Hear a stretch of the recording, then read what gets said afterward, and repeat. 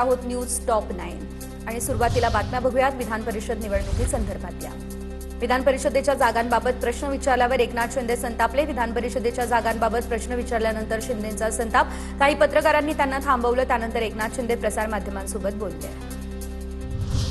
मंत्रिमंडळाच्या बैठकीनंतर मुख्यमंत्री फडणवीस आणि एकनाथ शिंदेंमध्ये बैठक, तर विधान परिषदेच्या जागा वाटपाबाबत चर्चा। ठाणे, संभाजीनगर, नाशिक, हिंगोली, रायगडच्या जागेसाठी शिंदे आग्रही, अशी सूत्रांची माहिती। विधान परिषदेच्या उमेदवार निश्चितीसाठी भाजपमध्ये हालचालींना वेग। प्रदेश अध्यक्ष रवींद्र चव्हाण दिल्लीमध्ये, राष्ट्रीय अध्यक्ष आणि केंद्रीय गृहमंत्र्यांची घेणार भेट। पुढील 2 ते 3 दिवसांमध्ये भाजप उमेदवारांच्या नावावर शिक्कामोर्तब होण्याची शक्यता। उपमुख्यमंत्री एकनाथ शिंदेंकडून अचानक दिल्ली गाठत अमित शहा यांची भेट। रविवारच्या शिंदे शहांच्या भेटीबाबत कमालीची गुप्तता। भेटीदरम्यान शिक्षण सम्राट असलेला माजी मंत्री उपस्थित, सूत्रांची माहिती। पूर्व विदर्भातील काँग्रेसचे नॉट रिचेबल नगरसेवक भाजप आमदारांसोबत भाजपसाठी विक्ट्री साईन दाखवताना काँग्रेस नगराध्यक्षांचा फोटो। वडेट्टीवारांच्या मतदारसंघातील नगराध्यक्ष भास्कर रनावरे बंटी भांगडिया यांच्यासोबत। ठाणे विधान परिषदेमध्ये एकनाथ शिंदे धक्कातंत्र वापरण्याची शक्यता, तर उमेदवार म्हणून बहुजन विकास आघाडीच्या क्षितिज ठाकूरांची एंट्री होण्याचा अंदाज। रवींद्र फाटक यांचा पत्ता कट होण्याची शक्यता, सूत्रांची माहिती। विधान परिषदेचे माजी आमदार रवींद्र फाटक यांनी घेतली क्षितिज ठाकूर आणि हितेंद्र ठाकूर यांची भेट। बहुजन विकास आघाडीचे एकूण 71 नगरसेवक, बहुजन विकास आघाडीचा शिवसेनेला पाठिंबा, सूत्रांची माहिती। भेटीमागे कोणताही राजकीय अर्थ लावू नका, रवींद्र फाटक यांची प्रतिक्रिया। भाजपने फोडाफोडीचा उत्सव सुरू केलेला आहे। 5-5 लाख रुपये देऊन नगरसेवक उचलण्याचं काम सुरू आहे, वडेट्टीवारांचा हा आरोप। तर घोडेबाजार झाल्याचा आरोप करणाऱ्यांनी पुरावे द्यावेत, बंटी भांगडिया यांचे हे आव्हान। जवळपास 23 नगरसेवक नॉट रिचेबल आहे आणि मी 100% सांगतो, त्यांना 5-5 लाख रुपये देऊन त्यांना उचललेलं आहे आणि हे पैशानी हे सगळी लोक आमची विकली गेली आहे। कुठे लक्ष्मी दर्शन झालंय, कुठे घोडे बाजार होतोय हे मला माहित नाही आणि त्यांच्याकडे अगर काही पुरावे असेल तर त्यांनी नक्की द्यावे। कोणी गेलं असेल कुठे तर मला काय माहिती, त्यांनी आपल्या नगरसेवकांचा शोध घ्यावं। रायगड रत्नागिरी विधान परिषद निवडणुकीमध्ये मैत्रीपूर्ण लढतीची चिन्ह। महाडमध्ये शिवसेना पदाधिकाऱ्यांची बैठक संपन्न, तर आपली जागा सोडू नये। लोकसभा जिल्हा परिषद स्तरावरती सेनेवर अन्याय झाल्याची स्थानिक पदाधिकाऱ्यांची भावना। गोगावलेंच्या मुलाला उमेदवारी देण्याचाही आग्रह।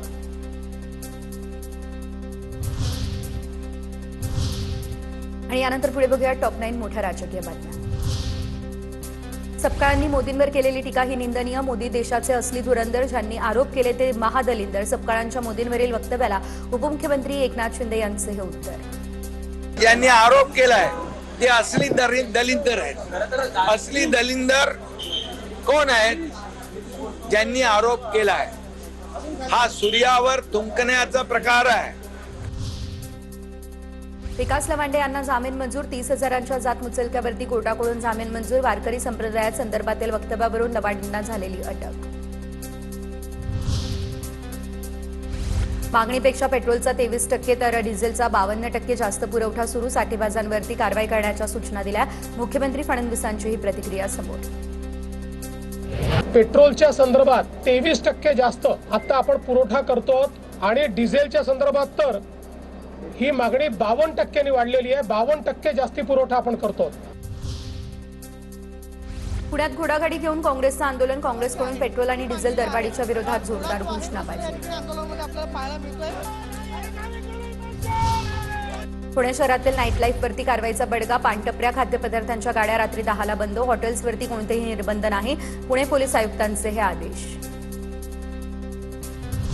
विधान परिषद निवडणुकीसाठी उमेदवारी अर्ज दाखल करण्यास सुरुवात। शिवसेना ठाकरे गटाचे कळंब नगर परिषदेतील गटनेते संजय मुंदडा यांनी विधान परिषदेसाठी उमेदवारी अर्ज केला दाखल।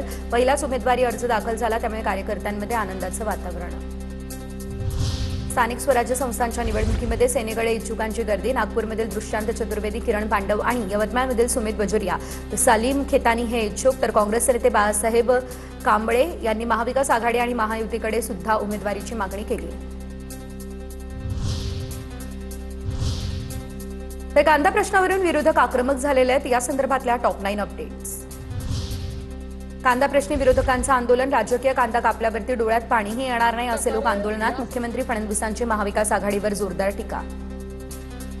100% राजकीय आंदोलन आहे. कांदा कापल्यानंतरही ज्यांच्या डोळ्यात अश्रू येणार नाहीत अशी मंडळी आता अश्रू ढाळण्याचा प्रयत्न करतायत. फडणवीस हे संवेदनशील नेते असल्याचा माझा भ्रम संपला. फडणवीसांच्या वक्तव्यावरती रोहित पवारांची प्रतिक्रिया. कांदा कापला तरी विरोधकांना अश्रू येणार नाही असं वक्तव्य फडणवीस यांनी केलेलं. कांदा प्रश्न सोडवण्यासाठी फडणवीसांची उद्या दिल्लीमध्ये बैठक. केंद्रीय सहकार मंत्री अमित शहा यांच्यासोबत फडणवीस चर्चा करणार. मुख्यमंत्र्यांसह दोन्ही उपमुख्यमंत्री आणि काही मंत्री बैठकीत उपस्थित असतील. गिरीश महाजन यांचीही माहिती. काहीतरी तोडगा काढण्याचा प्रयत्न आमचा या ठिकाणी चाललेला आहे. उद्या मान्य अमितभाई शहा आमचे मान्य गृहमंत्री यांच्याकडे आमची एक बैठक 5 वाजता ठेवण्यात आलेली आहे. कांदा प्रश्नी रोहित पवारांच्या नेतृत्वात मुंबई आग्रा महामार्गावर आंदोलन. कांद्याला किमान 25 रुपये किलो भाव देण्याची मागणी. विधान परिषदेसाठी नको शेतकऱ्यांना न्याय देण्यासाठी बैठक घ्या. रोहित पवारांचं सरकारवर टीका. एकत्रित या सगळे नेते कॅबिनेट बैठक घ्या. तुम्ही जी काय बैठका MLC इलेक्शनसाठी घेताय त्या काढून टाका. कांद्याची एक बैठक घ्या, निर्णय घेऊन टाका. नाशिकमध्ये कांदा प्रश्न पेटला. चांदवडमधील आंदोलनावेळी रोहित पवार, हर्षवर्धन सपकाळ, अंबादास दानवेंची पोलिसांकडून धरपकड. आंदोलन अधिक तीव्र करावं लागेल, रोहित पवारांचा इशारा. पुण्याच्या मंचरमध्ये शेतकऱ्यांनी कांद्याचे लिलाव बंद पाडले तर तिकडे सोलापूरमध्ये प्रणिती शिंदे यांच्या नेतृत्वात काँग्रेसचं रास्ता रोको. इंधन दरवाढ, कांद्याच्या घसरलेल्या दरावरून काँग्रेस आक्रमक. ट्रम्प बोले, मोदी डोले अशी अवस्था झाली आहे. प्रणिती शिंदेंची पंतप्रधानांवरती ही टीका.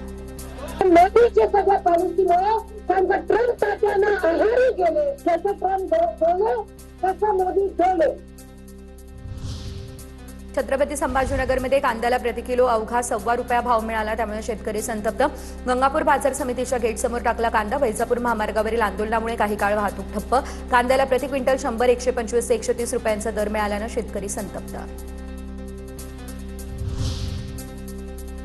कृषीप्रधान देशात शेतकऱ्यांची अवस्था दुर्दैवी झाली आहे. शेतीमालाला भाव उत्पादन खर्चावर असले पाहिजे. कांदा प्रश्नावरून अण्णा हजारेंची सरकारवर ही टीका. कृषी प्रधान भारत देशमध्ये शेतकऱ्यांची जी अवस्था आहे हे दुर्दैव आहे. आमचं शेतीचे बाजारभाव उत्पन्नावर आधारित असले पाहिजे.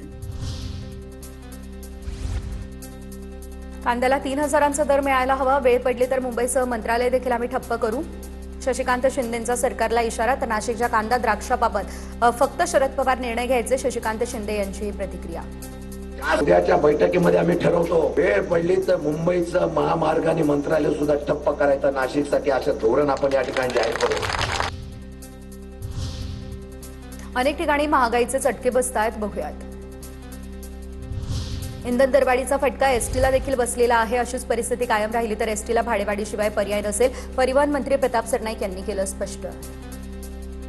डिझेल आणि पेट्रोलचे दर वाढतायत, परंतु शेवटी आम्ही सुद्धा राज्य सरकारकडे काही बचतीच्या दृष्टिकोनातून किंवा ह्या वाढीमुळे एसटी महामंडळाच्या उत्पन्नावर जो आहे तो परिणाम झालेला आहे.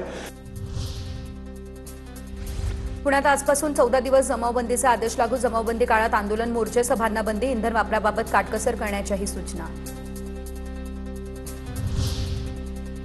दिल्लीमध्ये सीएनजी दरात प्रति किलो 2 रुपयांची वाढ. दिल्लीतील नवीन सीएनजी दर 83 रुपये 9 पैसे प्रति किलोवर पोहोचले.